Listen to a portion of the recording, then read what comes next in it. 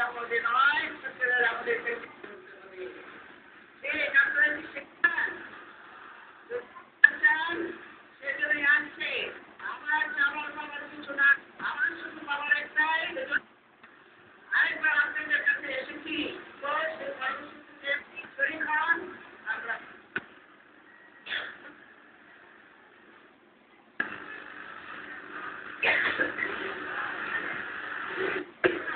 এই কার্যসূচির